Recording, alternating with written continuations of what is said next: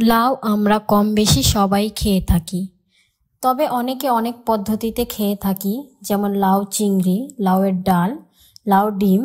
তবে আমি আজকে তৈরি করে দেখাবো লাউ মুরগির তরকারি। আর লাউ খেতে যতটা সুস্বাদু, এর পুষ্টিগুণ তার চেয়ে অনেক বেশি। আর লাউ দিয়ে মুরগির তরকারি তো অনেক সুস্বাদু একটি রেসিপি। তাই আজকে দেখাবো কিভাবে লাউ ও মুরগির তরকারি সুস্বাদুভাবে তৈরি করা যায়। আসসালামু আলাইকুম, আপনারা দেখছেন নাহিদার রান্নাঘর। আমার আজকের রেসিপি লাউ দিয়ে মুরগির তরকারি।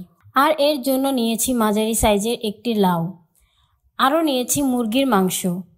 আমি এখানে রানের মাংস দিয়ে তরকারিটা রান্না করব, কারণ রানের মাংস খেতে অনেক জুসি হয়। আমি এখন লাউটা কেটে খোসা ছাড়িয়ে নিব।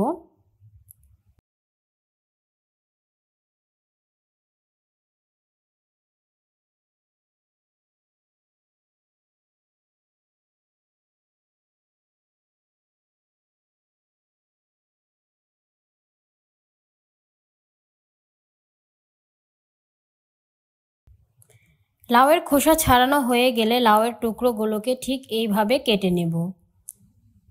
আমি লাউগুলো একটু বড় বড় টুকরো করে কেটে নিয়েছি, কারণ লাউয়ের টুকরো বড় করে কাটলে এটা খেতে বেশি ভালো লাগে।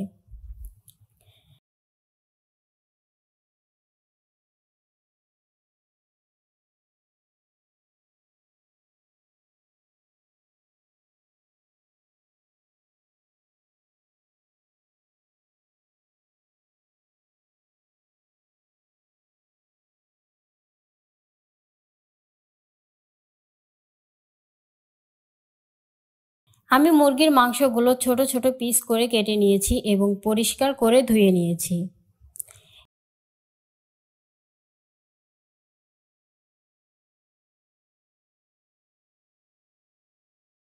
এবার চুলায় একটি পাত্র বসিয়ে দিলাম এবং এর মধ্যে দিয়ে দিলাম পরিমাণ মতো তেল।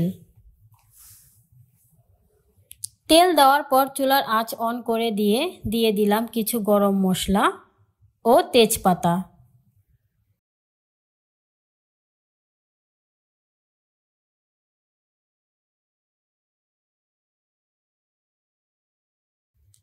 তেলটা গরম হয়ে এলে দিয়ে দিব হাফ কাপ পেঁয়াজ কুচি।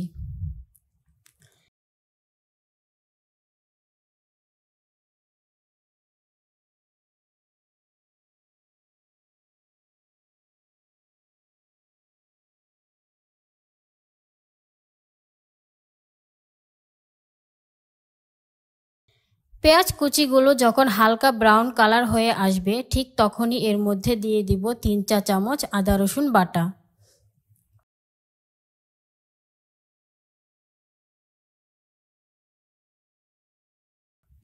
এরপর দিয়ে দিলাম পরিমাণ মতো লবণ। এখন আদা রসুন বাটাটাকে তেলের মধ্যে খুব ভালোভাবে ভেজে নিব।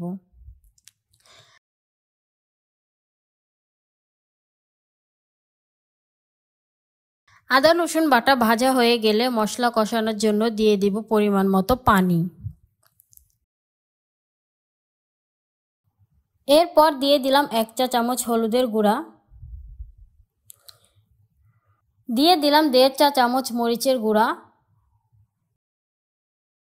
আরও দিলাম 1.5 চা চামচ ধনিয়া গুঁড়া।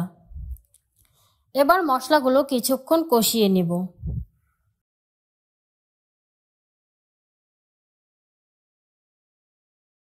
এবার দিয়ে দিচ্ছি 1 চা চামচ জিরার গুঁড়া। জিরার গুঁড়া দেওয়ার পর আবারও ভালোভাবে কষিয়ে নিব।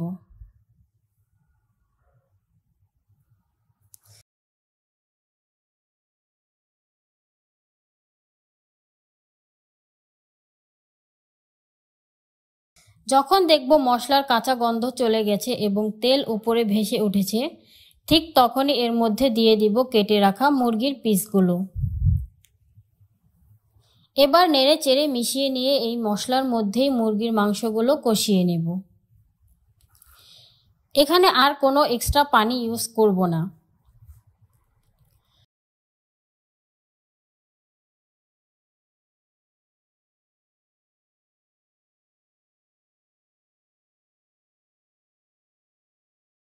মাংসগুলো যখন খুব ভালো মতো কষানো হয়ে যাবে, ঠিক তখনই এর মধ্যে দিয়ে দিব কেটে রাখা লাউয়ের টুকরোগুলো। আরও দিলাম কিছু কাঁচামরিচ ফালি, দিয়ে দিলাম হাফ কাপের মতো পানি। লাউয়ের তরকারিতে বেশি পানি দেওয়ার প্রয়োজন নেই, কারণ লাউ থেকে এমনিতেই অনেক পানি ওঠে। এবার ভালো মতো মিশিয়ে নিচ্ছি। লাউ ও মাংসগুলো মেশানো হয়ে গেলে একটা ঢাকনা দিয়ে ঢেকে দিলাম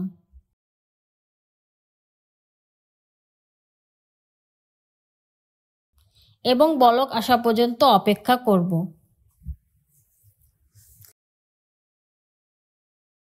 লাউয়ের তরকারিতে বলক চলে এসেছে, আমি এখন ঢাকনাটা খুলে নিচ্ছি। আমি এ পর্যায়ে চুলার আঁচ হাইতে রেখেছি, কারণ লাউয়ের তরকারি সবসময় বেশি আঁচে রান্না করতে হয়। এবার তরকারিটা নেড়েচেড়ে দিচ্ছি।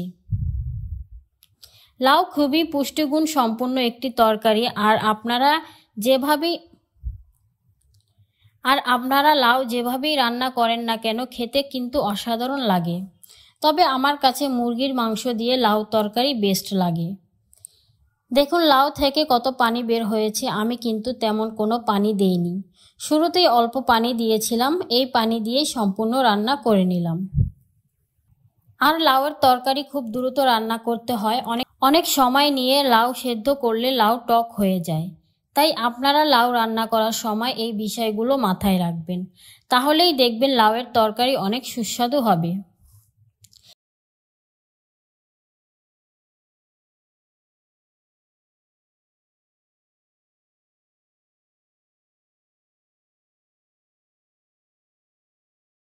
এরই মধ্যে লাউ মুরগির তরকারি রান্না প্রায় শেষ।